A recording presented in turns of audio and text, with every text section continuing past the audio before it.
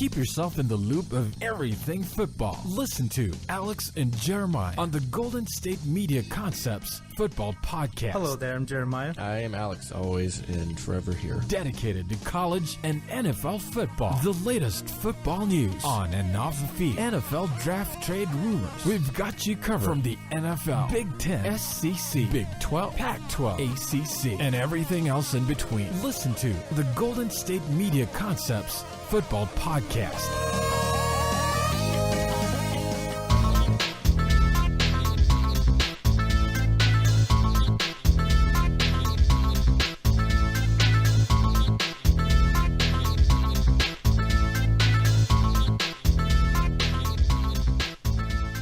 Thank you for tuning in to the Golden State Media Concepts Football Podcast, where we discuss the latest news, rumors, and games of the NFL and college football, from the latest signings to this year's breakout stars and all the news in between. As always, I'm Jeremiah. And I'm Alex. Yeah, and we got a new guy to the team. Yeah, it's something we've been teasing all week. Yeah, we've been teasing it for like last week. Oh, you're going to overpromise, underdeliver kind of thing? You're just like, oh, he'll be great. Okay, well, I'm Anthony, by the way. I'm That's the Anthony. third person on here. Yeah, and we had him on our sports show as well. And Jeremiah, it gives it a pretty nice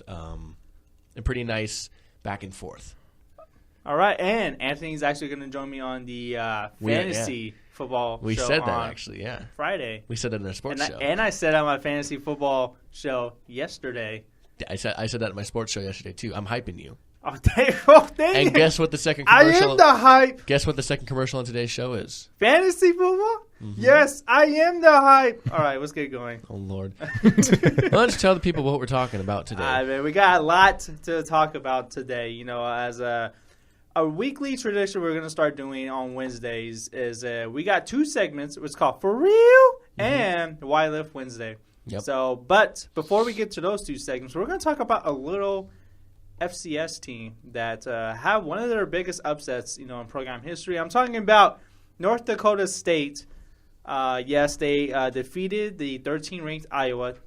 Iowa was 13th ranked at the time of their upset, and then they won 23-21 this weekend at Iowa. So the thing I want to get into is North Dakota State has so much success, the past 5 years. They have 5 straight national titles in the FCS, and they have a lot of wins, huge wins for that matter, during those 5 years. Against FBS Power 5 opponents. I don't know. Do you think that maybe North Dakota State should possibly move up, or do you think, they should just stay where they're at in the FCS? I don't know. It's kind of like, do you mess with something? You got something good going. Do you mess with it? You know what I mean? They're getting notoriety purely by beating these teams that are, better than them. At least one would assume on paper. You know what I mean? I was actually reading a interesting story online that said the guy that was doing the story said on Saturday after their win over Iowa, who had obviously was just a Rose Bowl, a good team. He texted a group of FBS athletic directors to see if they would consider playing North Dakota State, and they said they've got a great program, but no, I'm absolutely not scheduling them. I don't think any athletic director would. And that was a AD for a current AP poll top 20 program that said that. And the funny thing, too, is you pay these teams, the lower-end schools, to play you, and you're paying them roughly, say, $400,000 just for them to come and beat you and, knock you out of the top 25. I think that's kind of funny that Iowa paid North Dakota State to basically lose to them. Yeah, I think that's kind of funny in a way. And I think they I think Iowa paid $500,000 to North Dakota State. I might be wrong on that. That was one of their reports I saw on ESPN, but. But still, they still paid him to come to their house. Yeah, it's usually at least $400,000. So yeah. I wouldn't be surprised if it was $5,000. Yeah, I mean, I asked you this question too. I was like, if you're an athletic director who does this, I think they're responsible for scheduling and such. Do you even want because I think it might have been Ben, it might have been you. We talked about would you want to face these schools? And I was like, well, I mean, as a team, you don't want to say, oh, I don't want to you're scared, make it seem like you're scared of that school. You know what I mean? But at the same time, athletic directors look at it in a different sense. They look at it in revenue and skill and stuff, and they want to be in the top 25.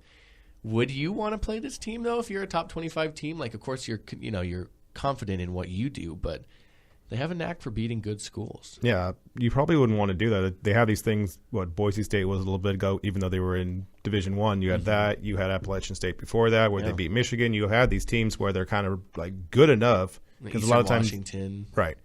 Because you want to get those like cupcake games at the beginning of the year. Like maybe you want to play State, play a team like that, right? So you want to have something where like your team gets confidence, right? Like, oh, okay, we beat them 52-7 or whatever, something like that, where it's confidence, because then you're also going to face the actual good teams either in your conference, or if you're Virginia Tech, maybe you want to play like Georgia or something like that, some game that's like a nationally known team.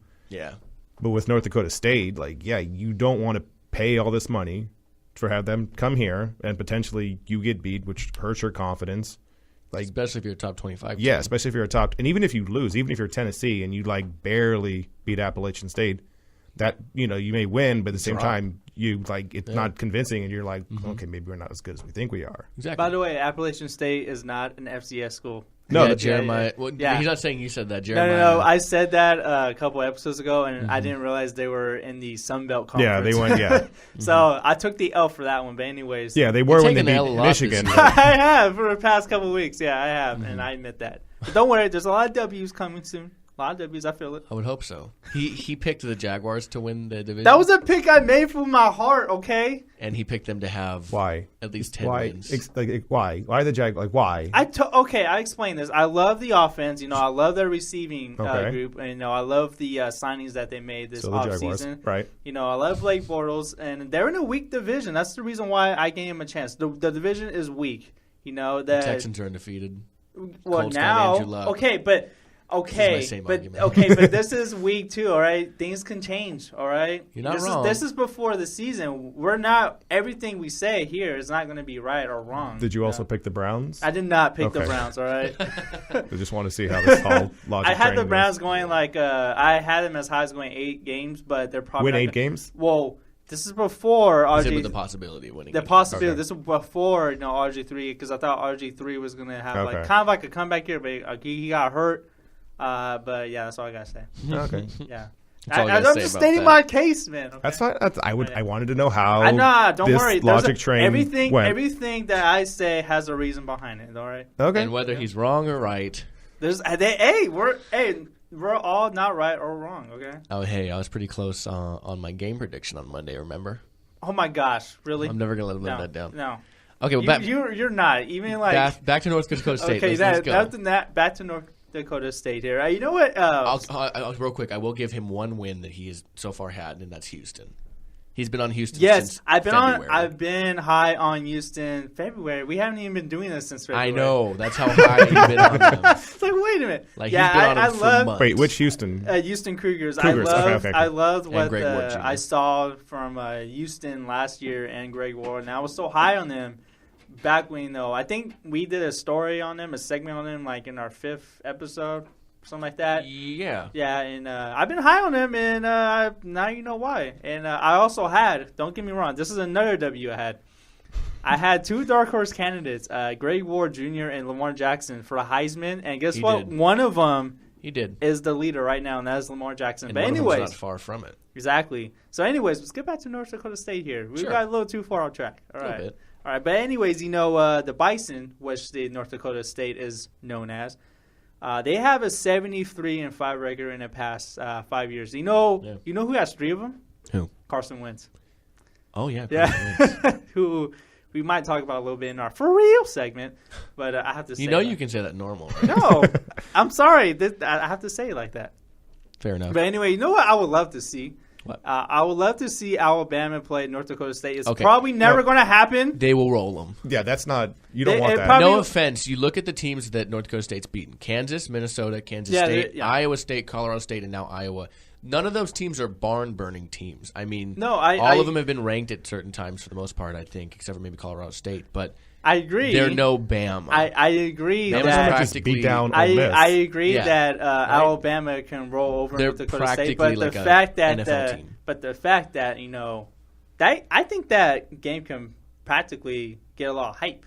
Well, get a lot of hype. Well, I'm not saying like North Dakota State's going to go in Tuscaloosa and roll over them because this is not going to happen. Alabama is practically a minor league football team. That's what I'm saying. Yeah. Yeah, and I feel like that's the same thing when we were like, oh, yeah, I think Alabama could beat an NFL team. No, they couldn't. And you're like, oh, maybe North Dakota State. No. It's like back in the day, instead of the Pro Bowl, this is one of my fun football. I know a lot about football. Sure. And a lot of facts that somebody my age shouldn't know. Okay. Right? Back in the day, they didn't used to have a Pro Bowl. They used to have the NFL All-Stars versus the college national champion, right? The college team never won. Oh, no. They got rolled every year. And that was back then. Like, imagine now, Wow. Like, I always seem like you think about it, and the NBA might seem different because there's a lot of young guys coming to the NBA all the time. But you have, like, say, a guy who's like 21 years old, and say he gets sacked by James Harrison, who's a 38-year-old man. Man, like 21-year-olds can be. That would be not a good sight to see. Yeah, no. It's like meeting Matt Bryant as a rookie on the Falcons, and he's 42. You know what I mean? Like, he could be a really young dad. Of a friend of yours, you know what I mean? He's old enough to be one of those players' daddies. That's maybe Matt. I don't know. I don't know what. That's like 13 years difference. I don't know about that. For Matt Bryant. Or? I don't know exactly how old the dude is, but yeah, you know what I mean. It's like a young kid that got called up to the Mets, and Bartolo Colon's like, "What's up, young boy?" But one thing I did want to mention about North Dakota State, what was most impressive about some of these wins is all of their upsets. I don't even think you can call them upsets anymore. It's almost like you expected. All 6 of them fell at home. The Bisons won all of them on the road. Right. That's pretty impressive. Now, I want to say what you were saying about Bama, I think probably more so, would be more impressive because they played Big 10, Big 12, and Mountain West teams as these upsets. Put them in the Pac-12. Put them in the ACC. Have them play a team there. Don't jump to the SEC because, no offense, I think most teams in the SEC probably beat them. Yeah. Even the worst SEC team like Kentucky or Vanderbilt, they could hang with them. That'd be probably a more competitive game. Yeah, but they can't go against Alabama or that's what I'm saying. Stick them against a low grade Pac-12 team or a big kind of like Colorado ACC. Yeah, put them against Colorado. Put them against Oregon State. You know what I mean? See how they fare against those kind of schools, and then just keep going from there. Like if I'm a Pac-12 team, I'd want to do that. As a matter of fact, because you're a little bit better of a program, and you know what I mean. That probably, like you were saying, in the sense of Bama, probably more so for these teams. An Oregon State team playing a team that's notable for knocking off, some of those middle ground conference teams. That'd be interesting to watch. Oregon State has not had good success either against FCS schools. Who is one team that did upset them was Sacramento State. I think 2012. Yeah, it's just like Ben Jeremiah also went to Sac State. Okay. Yeah, I did. Congratulated though. Yeah, he's done. I'm done. Ben, and I'm doing this. Yeah, and Ben is not done. Well, that's why Ben doesn't do shows on Tuesday and Thursday. I know. What? Yeah, Tuesday, Thursday. Why are we talking about Ben? He's not on this show right now. He was on Fridays. Well, we'll talk about him on Friday. He'll be here. You are mean to him. Anyways. Yeah, anyways. I think that'd be cool for them to do. Face a ACC team, face a Pac-12 team. Face Colorado State, Oregon State. I gotta admit, I think after North Dakota State defeated Iowa on Saturday, I overreacted on Twitter and said, "You think?" I reacted on Twitter and say, "No, maybe North Dakota State should move up to the FBS already. It might help with recruiting, which I think it could." I think their recruiting is doing okay. No, but they're doing so well in FCS. They won 5 straight national championships, and look at Appalachian State. They were one of the top programs in the FCS, and look at them now. They're like pretty much an average, maybe below average program in the Sun Belt Conference. They're in a Group of 5 conference, probably one of the lower tier. Also, Appalachian State is for that matter. But so I think North Dakota State is fine where they're at, and that's all I got to say about that. What about you?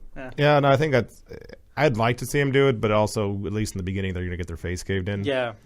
It's going to be tough. I don't think they should move up, but I do think that would be cool to see them play like a Pac-12 team or something. Yeah. See them play baby steps. I want to see them play some more competition, see how for real these guys are. For real? Which actually leads us to our break, because when we come back, we're going to hit for real. Yeah. So let's take our first break. We'll come back. We'll talk for real, and each of us will have one. So let's do that. We'll be right back here at the Golden State Media Concepts Football Podcast. Tired of searching the vast jungle of podcasts? Now listen close and hear this out. There's a podcast network that covers just about everything that you've been searching. Hey! The Golden State Media Concepts Podcast Network is here.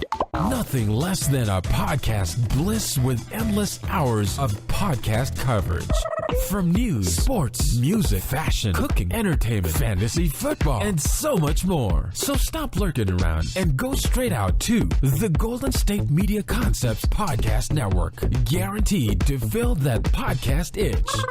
Whatever it may be. Visit us at www.gsmcpodcast.com. Follow us on Facebook and Twitter, and download us on iTunes, SoundCloud, and Google Play.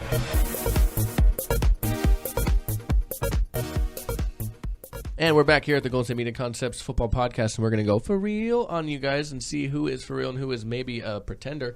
But real quick, Ben, we keep mentioning him.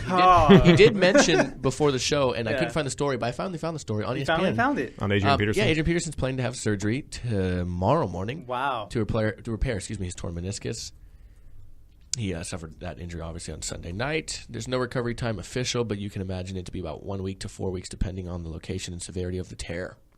He may miss 3 to 4 months also. Again, depending on how severe this is. Keyword, may. Man. That Keyword. could be bad. But all right, we know that injury's for real. Let's go into some players that might be for real. Jeremiah, you go ahead and start. Yes, one player I want to talk about on this for real segment. And we're specifically offense this episode, too. Yes. I want to talk about Dak Prescott. Okay. Is he for real or not? And from what I've seen for the past, couple games, first 2 weeks, he looks really solid. He looks for real.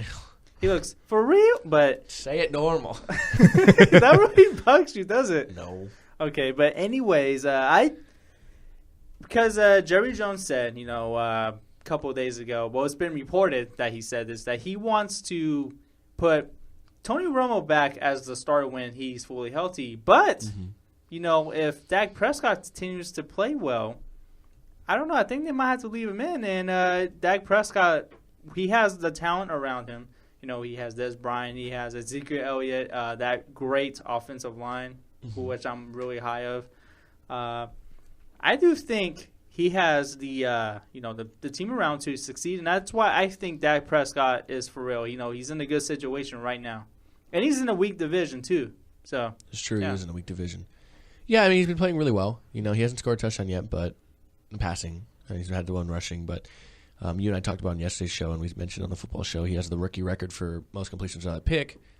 He's playing well. He's not turning the ball over. So that's what you want out of any quarterback, especially let alone a rookie.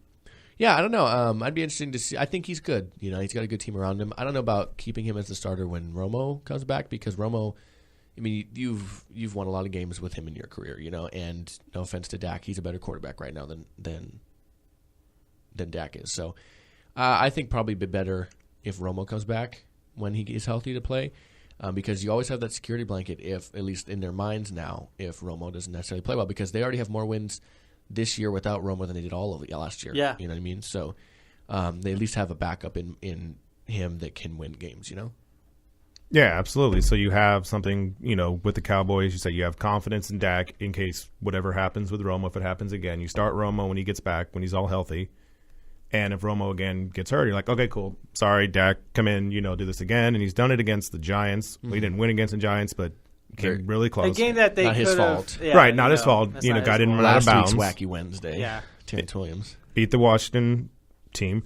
And, you got the Bears, you got the Niners coming up. So you could win those 2 games as well. You maybe go, 3-1, have a little bit more confidence. Then you got to face the Bengals and the Packers. Maybe you lose that, but at least for the first 4 games, you have some confidence with Dak. He's proven not to be someone who just does disaster plays. Yeah, exactly. Yeah. Yeah, he takes care of the ball. That's the thing that's really impressed me. That's the thing when I'm looking at rookie quarterbacks is how often do they take care of the football, and he does it very well. Same thing with Carson Wentz. Yeah, as well. Yeah. And that actually leads us into our next for real, I believe, right? Yep. So my for real, I'm just going to say for real. I'm not going to do your little high pitch up and down. You don't have to do Jeremiah. it. That's his thing. That's fine. my thing. That can be your thing. That's his thing. Yeah. So mine would be Carson Wentz, who, same thing with Dak Prescott, does a good job of at least managing the game, not doing anything too extreme.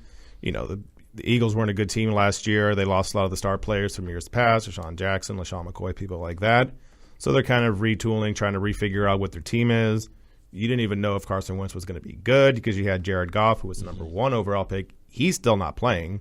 Yeah. The Rams are just dumpster fire to begin with that. They still haven't had a touchdown this whole year after 2 games. Since 1994. Since Jeremiah 1994, That's the greatest yes. stat, The Los yeah. Angeles Rams have not scored a touchdown since 1994. God, yeah. So, I mean, you had Carson Wentz who went right after him. And just side note with that, too, the Browns did Browns thing and just gave up that pick. The Browns keep Browning. I don't understand how you can be that bad that consistently. That's a talent. That's honestly You got to be good at being bad. They're great at that. I feel like they're too great at that. I said they sold their souls for black magic back in the day, and they're facing the repercussions now. Wow. So you got Carson Wentz, who's 60% completion percentage, 468 yards, 3 touchdowns. So he's been solid. Yeah. Not great, not terrible, but again, He's a winning rookie. games. He's not turning the ball over. Like I said with Dak, who has the rookie record for completions before interceptions, if he throws an interception this week and Carson doesn't, he'll pass him. Yeah. So he's right on his tail, you know? And next week, the Eagles are going to play the Pittsburgh Steelers, which that's probably not going to go well for the Eagles. Like, their defense for Pittsburgh may not be that good, but they're at least going to try and put up a bunch of points. Yeah, I'm a Steeler fan. Okay. And, That's why he raised the Yeah, score. that's why I put up I was the. like- I don't know if that meant you have Antonio Brown, so next week he's going to get all the yards. Yeah, well, no, I mean, I do have Antonio Brown, but I'm a diehard Steeler fan, and Right. I was telling Jeremiah that I'd be paying more close attention to Monday's game because even if they weren't playing the Steelers, I'm a huge quarterback fan. I like dissecting quarterbacks and kind of looking at how they do things and how they play and stuff. I like that a lot. Yeah. And I like Carson Wentz, but I kind of watched him in that sense because they are playing the Steelers next week, and I don't know if it's a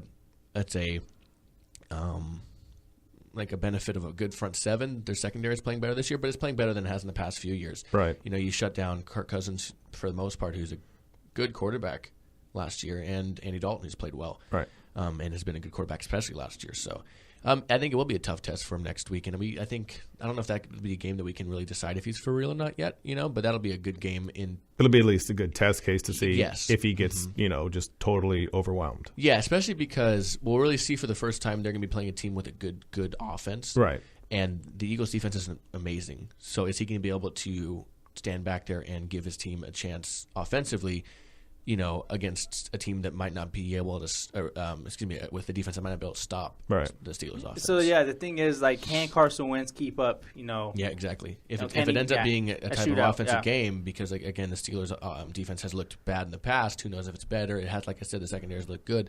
I've seen shootouts before. You know what I mean, with that offense. So if it turns that way, can he keep up with the league's best, arguably, offense? And the two quarterbacks we talked about so far are both in the NFC East. And it's funny because you also mentioned the Browns and had a shot at Carson Wentz. That's who my for real candidate is from, and that is Isaiah Crowell, running back for the Browns, who currently leads the league in rushing with 195 yards and 2 touchdowns through 2 games. Now, that's not world breaking or anything like that. 195 yards is not amazing. Of course, that would fall short in a few weeks if he gained no more yards. But he's had 2 good weeks. You know what I mean? He's played well. He's averaging currently through 2 games 97.5 yards per game.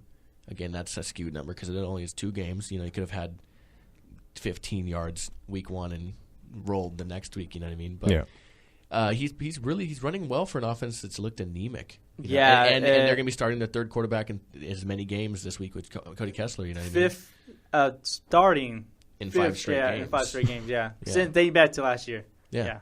That's pretty bad. Mm-hmm. But Crowell's been a bright spot. I mean, you have Corey Coleman, who's looked pretty good. He has 173 yards receiving and 2 touchdowns on the season. Yeah, had a great game last week. Yeah, the offense is looking better than it has been. Terrell Pryor, weirdly, he didn't even make a team last year. He got 100 yards receiving. He had that one highlight in week 1. 100 yards. Yeah. He had one last week too. Yeah. 100 yards receiving on 6 receptions too. So I mean, the offense is looking better, especially again through 2 games. Who knows how it's going to look this week? They might have to lean heavily on Isaiah Crowell. So I guess we might have with Cody Kessler. Exactly. Yeah. So we might have maybe a better idea of if Crowell's for real or not heading into week 4, because I mean they are facing the Dolphins. It's a team that isn't bad on defense for the most part. I mean, they're not great, but they have a good D-line. Some guys running around, Kiko Alonso. They have the potential to be a stopper there against the Browns. And if they have to rely on the running game, it'll be interesting to see if he can carry the load or not. Yeah, and the thing that the most interesting stat that points out to me is that he's averaging 6.5 yards a carry in these 2 games. Mm-hmm. And when I think of Isaiah Corral, I don't think of good. Good.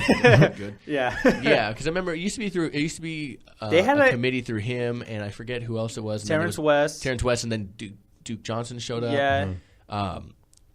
It's not like he was amazing. And then they had Ben Tate a couple years ago, who was for a few games, who was absolutely disappointing for the Browns, to say the least. Yeah.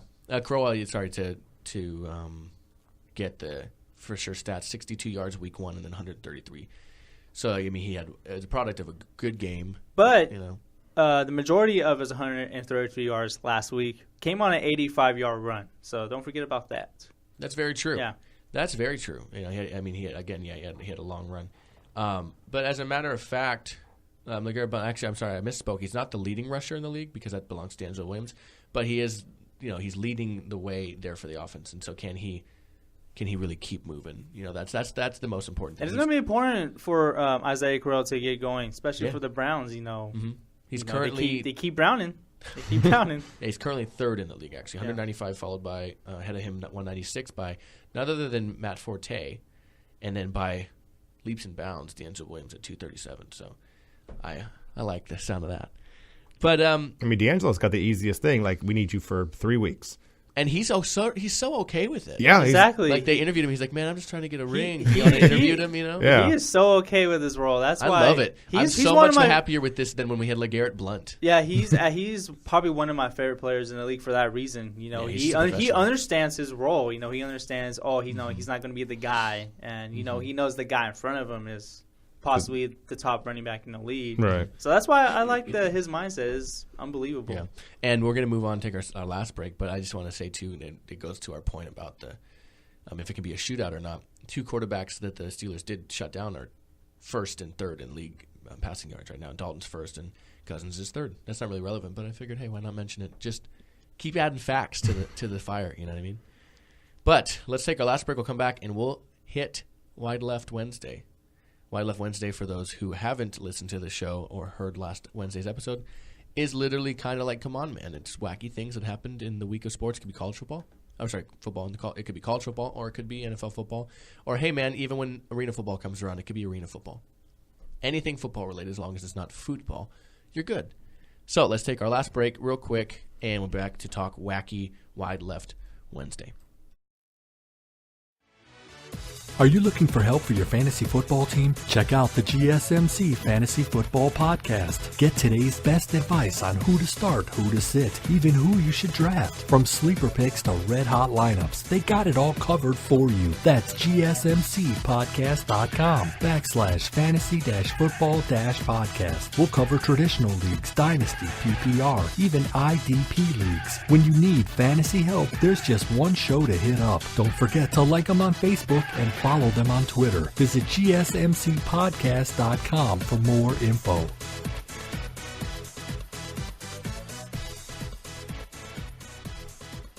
Welcome back to the Golden State Media Concepts Football Podcast, and Alex is enjoying himself a little too much. Did you give me the shimmy? Yeah, you're like Matt Dre, man. You feeling yourself? Yeah, that's me. All right. But anyways, we got our last segment of the day, the Wide Left Wednesday, where we talk about practically some of the kind of the wacky things in the sport of football. Mm-hmm. So, Anthony, you're the new guy. Yep. Want to share your story first? Sure. Okay, so sometimes, when you have college football, you have a tailgate, you have some pregame fun. Every now and then, people get out of control, everything else. But over in Rutgers, their AD, Pat Hobbs, decided, to kind of walk in the tailgate area, because I guess there were some things happening. I guess a couple people got citations, so he was kind of checking the situation out. And there was video released where he got on top of something and people were trying to give him a beer. And he's like, no, I can't drink, I'm the AD. Eventually peer pressure became a thing. And he started drinking. And a couple of hours after that, there was a video released. And now they basically said, nope, tailgating, that's done. We're shutting that area down. you can't do this anymore, and he released an apology. I regret that any action on my part can be interpreted as promoting the use of alcohol. That was certainly not my intention, which isn't him apologizing. I mean, it is him apologizing, but it's basically saying, like, yeah, I'm sorry, it looked bad. You know, I wasn't promoting alcohol. I was just drinking because, you know, people were just like, drink, and eventually decided to do it. And now Rutgers feels shame. All right. That sounds like somebody who never left college. Exactly. That guy knows how to party. I want to go to that school. I'm kidding. Well, he ruined it for everybody. I know. Anyways, tailgating, you know, and for a college sporting event, you know, I've unfortunately never went to like a big college tailgate, but the tailgates I used to go to at Sacramento State, there was always three of them that were always big. It was the first game, the homecoming game, and the Causeway Classic, which was the game against UC Davis. And I'm telling you right now, people get so hammered in these tailgates, and it kind of shocks me in a way. I'm like, wow. I'm like, how do you guys withstand that much consumption of alcohol and try to get into the game? There's people stumbling literally inside the stadium. I'm like, how do you even let these people in? Oh, yeah, they're trying to get the Bills Mafia on. They're trying to get all that type of, But, yeah, so tailgating is a huge thing, especially for students and, you know, college football, because people would just go absolutely nuts. And, you know, Rutgers did. You know, I think they have a thing called the alley. Right. And then it says it's no longer available for student tailgating. Yeah. Which, you know, rightfully so. But all that means is it's not going to be in the alley. It's just going to be somewhere else. Like, you're not going to exactly. They're going to find a new spot for it. Yeah. Instead of like a, you know, campus-sanctioned area where it's like you can go here. They're just either going to stay home or do whatever. They're still going to come just totally gone. They're still going to come hammered to a game. Yeah. Because I don't know if there's a couple of college venues for football that don't really sell alcohol. Most of them don't. Yeah. For that type of reason. Right. So that's why students, you know, and half of your population of the stadium happen to be underage kids. Exactly, that too. So, in terms of drinking laws. Yeah. Which is something I really saw when I was at Sac State during the tailgates. There was like, how old are you? But anyways. 17. How old are you, narc? You know who calls people narcs? Yeah. Narcs. But anyways, yeah, you know, like tailgating for a college football game is a huge thing for students. You know, it's, you know, a lot of alcohol consumptions out there, and people are going to find a way to do it. They, you know, they're not going to stop people from drinking. You just can't do it. Yeah. Like, you can raise awareness of the alcohol consumption and the effects, but you can't stop it. No, and they just don't want, Rutgers doesn't want the liability that of too. Like somebody going full Bills Mafia and doing like a DDT through a table or something like that. They don't want, or the dude falling flat on his face. Yes, he got so wasted. Like, they don't want that. They don't want those videos surfacing in like with like a Rutgers logo in the background. Exactly. Like, or it kind of makes, or their AD is that their athletic Stone Cold Steve Austin on it. Yeah. Yeah, I know, right? That'd be all great. Right. But anyways, Rutgers it kind of brings a bad look if you think about for prospective students. Mm-hmm. Even the athletes, you know, that practically it's probably not a bad look for prospective students. They're probably like, okay, you just said like, oh, I like that place. Like they're probably just like, okay, that's good. Well, it's for, not prospective students, but like, you know, it's for donors and everything. You know, else the donors, you know, the parents, everything. Like if you're a parent, you don't want your kid to go to school that has the athletic director going Stone Cold Steve Austin. Right. Yeah. Exactly. You know? I do. So I'll go to that college. Yeah. It's probably clown college. And freaking, he's got Van Wilder out there, you know, Pat Hobbs. Mm-hmm. Anyways. All right. Let's move to the last of the Wild Left Wednesdays. And it's. You didn't. Remember, I have to go and then you go. Oh, you haven't gone yet? I haven't gone yet. Oh, my God. Go ahead. Yeah, okay. Well, anyway, bad, man. Go ahead. We're going to stick to college football here in the Wild Left Wednesdays. And apparently there was an internet rumor that USC coach, Clay Helton, that he was punched in the face by E.J. Price, a freshman lineman.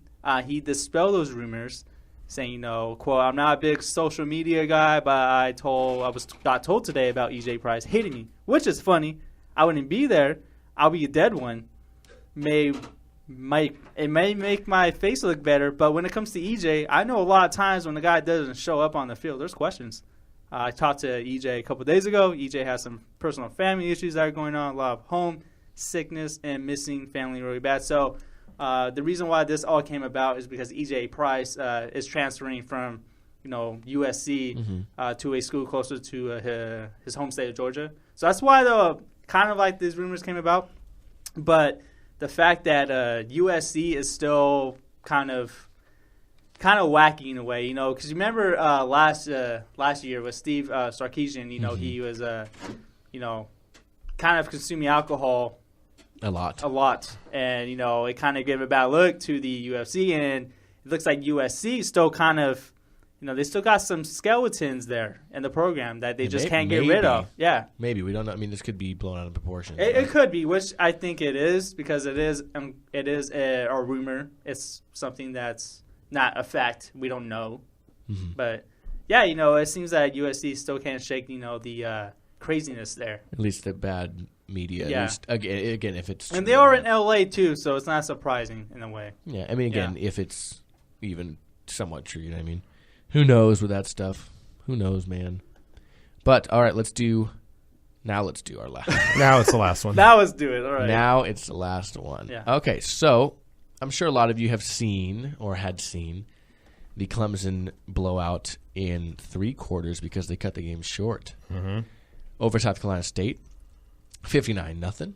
Well, in that game, one touchdown was kind of gift wrapped, and that was a kickoff after scoring their second touchdown to the South Carolina State Bulldogs, and in return, the return man catches it, doesn't take a knee, kind of stands there, and then turns to throw it back to the referee. The referee, of course, doesn't touch it because that's a live ball. He did not take a knee, which turned into a touchdown for the Clemson Tigers. I've never seen that. I've seen guys drop the ball before the end zone. I've seen guys punch it out. Which happened twice this weekend. I've seen guys punch it out and go through the back of the end zone for a touchback. I've seen guys, get safeties that way. Put batting down like balls when you're to your back to your own end zone, stuff like that. I've never seen somebody mess up a touchback. Yeah, I've never seen that at all. That's pretty bad. That is pretty bad. Yeah. That's fundamentals right there. That's a lot. That goes back to coaching. I don't know about that. That goes back to the dude just not paying attention. That's what I said. Fundamentals also. How you not going to know to take a knee on a touchback? I blame the kid on that. Yeah. How you not going to know that? No, I don't blame the coach. I blame the kid. Yeah, because what the coach is going to be like, remember, when you get the ball, you have to take a knee. Yeah, I feel like you should know that. Yeah. Like, if you're playing football at a second highest level in America, you know that. And I don't know if he was frustrated that they were losing or that he didn't get to return he probably got the ball and was just like, he was like, whatevs. Yeah, just take it, man. And yeah, that guy's going to be probably on the ESPYs later this year. Yeah, probably. Yeah. I would imagine so. Yeah. He was on Come On, Man. He was. Yeah, he was. And he's now on Why Live Wednesday. Even more prestigious. Exactly. I love it. One of the top prestigious segments. In America. Right now. And you just saw it for the first time, Anthony. Yeah. Yep. Okay, so that concludes our show. So I was going to talk to you, Anthony. How'd you enjoy yourself here? It was pretty fun. If you enjoyed yourself at all. No, it was pretty fun. Just, I kind of knew how the show kind of worked, but like actually doing it, totally different thing. Yeah. So, but yeah, it wasn't too bad. Pretty good so far. Hopefully I didn't screw up too bad where I'm not back tomorrow. You were good, man. You were good. Yeah, we got to talk after this. Right. It's like, hey, you see? You did a lot better on your first episode than I did on my first episode. Did you cry on your first one? No, I was straight awful, man. Because like I kept talking, a lot of pausing, a lot of a lot of filler words, which I still do. I'll admit that, but I was talking way too fast at times, talking way too slow. You got a lot better though. And I got of course. No, thank you. Yeah, man. I respect you. I respect you too. But I think honestly, it's because I got more comfortable. But yeah, man, I'm really glad you have fun. I'm really excited for you to join the show Wednesday through Friday. Wednesday through. And I think it's like, what? Come here Monday too? So no, Wednesday through Friday should be fun. Yeah. That was a good segment, too, on the Rutgers tailgate. I love the Rutgers story so much. And even with your thing, even with the alleged fight or whatever, like it reminded me of the Percy Harvin thing in Florida where he allegedly punched the wide receivers coach. Yeah. I haven't thought about that for years. I love that. It's been a while, yeah. Percy Harvin, man. Dude, that whole Florida team is insane. Outside of Tebow, Tebow's like the one nice thing above everybody else being insane. Yeah, you got Percy Harvin, you got a guy in jail. Aaron Hernandez. You have a serial murder. Yeah, you have Dexter. At your tight end, you've got Brandon Spikes. Don't call him Dexter. Dexter had a code. He was cool. Dexter was the worst finale ever. No. It was an amazing show, but the finale was the worst. That was true. I admit that, yeah. But, man, don't talk about Dexter like that. Don't compare Dexter to Aaron Hernandez. That's my favorite show of all time. It was my And favorite. Dexter's never been caught. It was my favorite show of all It's time in my before top- the last season. It's in I don't my know. top 5. How I Met Your Mother was pretty bad too. That finale was pretty bad. Which Yeah, but- finale? How I Met Your Mother. Yeah, but they had a couple different endings to that, so at least you could like pick the one you wanted, like Clue style. You can be like, I like that one and not that one. Yeah, I mean, I guess. We No, won't well- ruin Dexter for people. Yeah, Watch Dexter it because is it's my amazing. top 5 show Don't watch last of all season. time. Don't watch. Yeah, leave Don't the watch- last season alone. Just Yeah. let it end on that season 7 finale. Yeah. Even though it's a huge cliffhanger. Right. I got so Fine. mad when I watched it, man. I was like, really? Don't ruin it. I'm not going to. Yeah, no, it's my favorite show of all time. I'm just letting you know right now. I got mad. It's my favorite live action show of all time. Oh, that's right. You have different categories because you're weird like Only that. live action and animated. I know. That's not weird. That's normal. I do everything at one point. You know, top 5 shows is everything. Nah, I exclude them because animated shows typically are more so for kids. And Outside of like South Park. well, my favorite animated show is Batman the Animated Series, which Okay. even though it could be considered a kids show, it was on WB and Yes. Cartoon Network. I like Batman. I the loved Animated that when I was- Series, Yeah, Yeah. I've seen every episode. It covered a lot of adult themes too, and it was a lot more serious than you would have known it watching as a kid. All right, so. speaking of South Park, before we go, they actually kind of poke fun of the whole Kaepernick thing. I just want to point that out there. Yeah, they're doing episodes. Of course they Yeah. do. Yeah, it's South Yeah, they Park. did. That's what they Yeah. do. They poke fun at everything. They'll poke fun at paraplegics. That's, I know. They don't care. Yeah. They've hit every religion. They've hit every Exactly. yeah Every religion, every race. I just want every to point that out there anything. for you guys. If you guys haven't seen it, you can look it up online. They I'm poke good. fun. I don't. Oh yeah, But no. I'm talking to the listeners. I'm not talking to you. I'm just saying I'm good. I don't need I to know. see it. I already saw it. But Oh, they'll anyways. take out everybody. They took out the Washington team last year, Yeah. or yeah, they 2 did. years ago. It's 2 years Yeah. ago. Whatever. Well, yeah. Yeah. I'm sure they did. But anyways. Before we go, real quick, apparently Josh Norman is going to shadow. Yeah, I did read Beckham that too. on I did, Sunday. I Oh, did yeah, read that's that gonna too, Of course, the one receiver he's going to get to shadow is Beckham. Yeah, They need the to one. have just like a camera on them. Don't Like have the there- camera there on will the be. actual There game. That's will fine. be. That's They'll great. They'll have Listen- them mic'd up and all that too. Listen, Jerry, watch them the whole time. I don't care where the ball goes. Yeah. Watch them. You got it, boss. It's like, what happens if I decide I want to look at the guy that has the ball? Fired. Yeah, fired. Fired. Watch the real team. Watch the real fight. Watch the. Did watch you what see them people really last wanna year? see. They fought. Literally Yeah. fought. In a sport that's no fighting. Yes. Watch them. Quote unquote, no fighting. All right. Anyways. Take us out, Trevor. All right. We'd like to thank you guys for tuning in to the Golden State Media Concepts Football Podcast, and you can find us on a variety of platforms on iTunes, Google Play, Stitcher, SoundCloud, and YouTube, and as well as on the website gsmcpodcast.com. You can also follow the show on Twitter at gsmc_football and on Instagram at the same handle, that is at gsmc_football. And you can like us on Facebook at the Golden State Media Concepts Football Podcast. You're starting to take on some of my dramatic pauses. Yeah, well, I was kind of talking with my hands, too. I was saying it like I was a rapper, flowing. Okay. Yeah. Well, On that note, let's get out of here. on that guys. note, let's get out of here. Yeah. All three of us will be back tomorrow. Exactly. Yeah, can't wait. And, we got I don't know what we're going to talk about. As of Thursday right night preview for sure. Thursday night preview. Yeah. Okay. And then we got the Final Drive. Yeah, also. Final Drive is news because on Monday, on Mondays we recap the week and preview week. Monday Night Football. On Tuesday we recap Monday Night Football and the injuries of the week. Obviously, you had today's And- show, Yeah. Wednesday and such. Thursdays we kind of cover the news that might have slipped through the cracks. Yeah. Little stuff like that.